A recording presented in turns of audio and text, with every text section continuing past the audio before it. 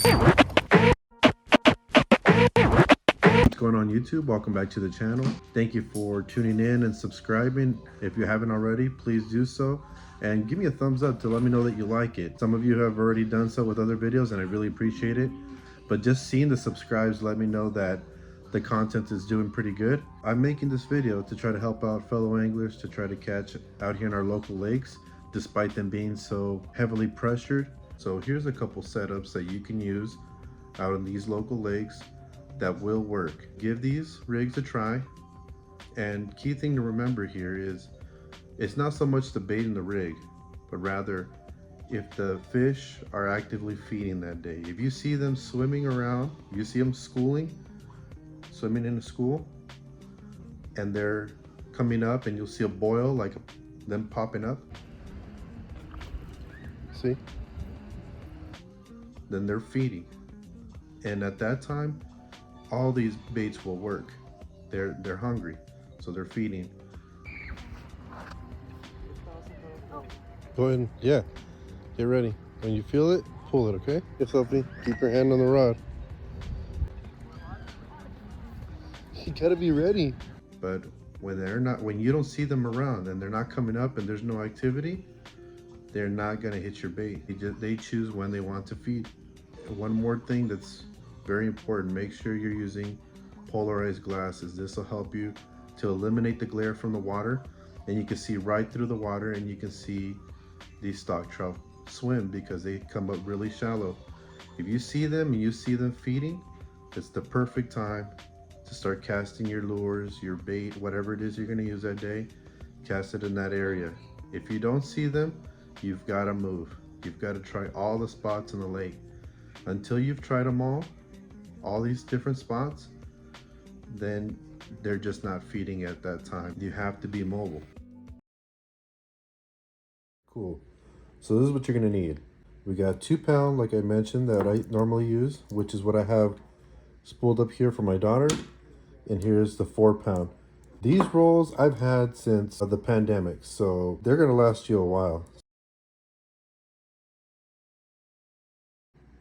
This is the first and basic setup for trout. I got a split shot, 12 to 14 inches to a size 10 mosquito hook with a Palomar knot. Okay, and what's cool is you can use mice tails or you can use power bait. They both work well. You just gotta see what they want that day. I would suggest trying using power bait first. You just simply roll it up, not too much, just enough to cover the hook, so that way when they take a bite, they easily get hooked onto this and it's over. You're on a catch. Once you have the power bait on here, dip it into the water, and that creates like a little seal, like a nice coat over it. So when you go to cast it, it doesn't break apart. It just stays intact.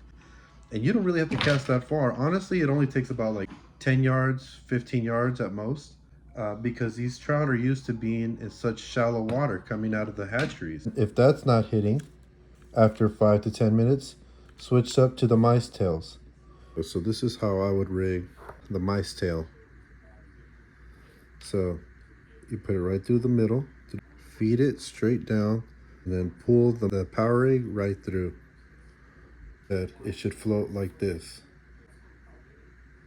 Now if you bring it closer, which I've done in the past,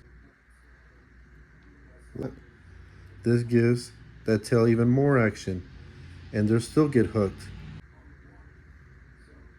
Like wacky rig style, just like that, and letting it float, and they'll get hooked.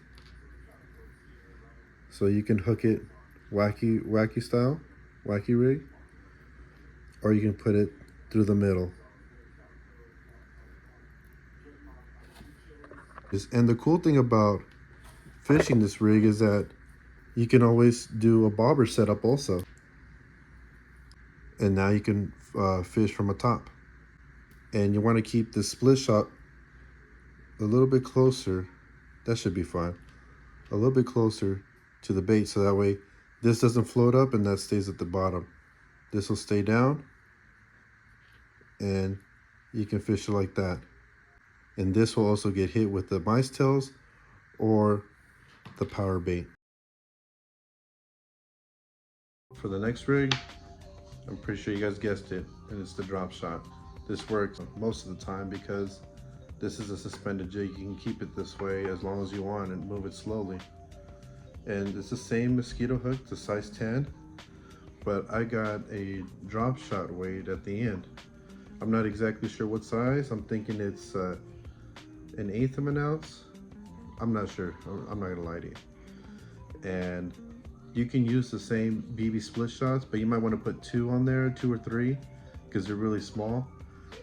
The only difference with those is that at your tag end, right below, you might want to tie on a couple knots so that way the split shot won't come off, and just pinch them on tight, and that should be fine. It'll work just the same as this, and it'll probably be cheaper too. The good thing about working the drop shot is that, like I said, you can work this slowly, and you can tie on small baits like this, or you can also use the mice tail if you want. Tie the mice tail the same way as the first demonstration, and that'll get you hit.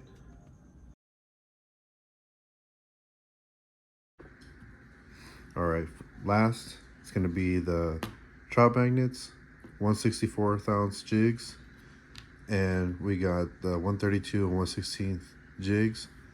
And you can use, I have a variety of baits, and the good thing about having different colors is that sometimes trout can be finicky in particular. So if you have a bit of everything, this will put you on a fish, and you'll be glad that you have an assortment of baits and that you didn't leave it at home.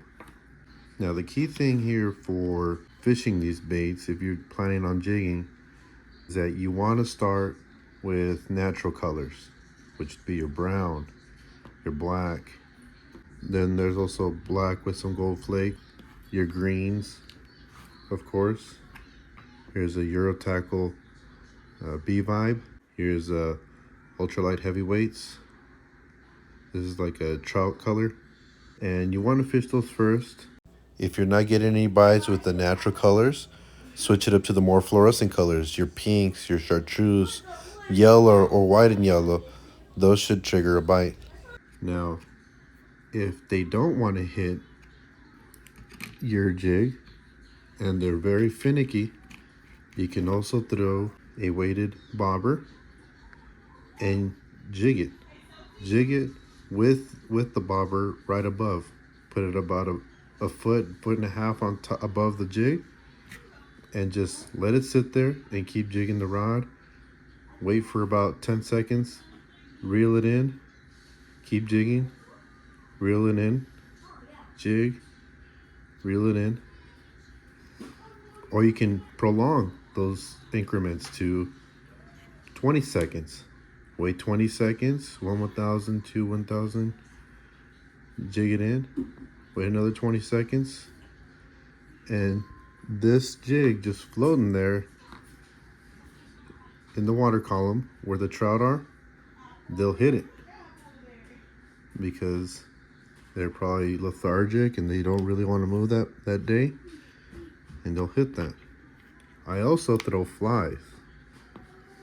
Many will agree that flies also get hit because they're a really natural presentation. You can throw mealworms. Personally, that I'm not of that type. I don't like to buy live bait because you got to make sure that it stays alive, and that's pretty much the only reason why trout hit it, is because it's a moving bait, it's a natural bait, so they're likely to hit it. But that's another option that can work for you if you like taking live bait. And then you can also throw those on a drop shot. If you put a nightcrawler on a drop shot, it'll very likely get hit again because it's very natural and it's moving underwater. I hope you took something from this video. If there's anything that you probably didn't get from this video, or there's something you want to take from this, is that fish will want to feed when they want. I mean, you can try to provoke a bite, and sometimes it works because there's other fish other than trout in these lakes. There's bass, there's crappie, and you might end up hooking up to one of those, or even a catfish. So key thing here should be to fish when the fish are feeding. If you apply these rigs in a time when a fish is feeding, you have very high possibilities of catching some fish, especially stock trout, which is what we're trying to focus on. This is the winter time, and fish are also getting acclimated to our weather, and they're also, some are probably even sick because the hatcheries have been having difficulty in trying to keep them healthy. So hopefully these tips help out and give you that encouragement you need to go out and fish. Thanks for tuning in again. Thanks for watching, and we'll catch you in the next video.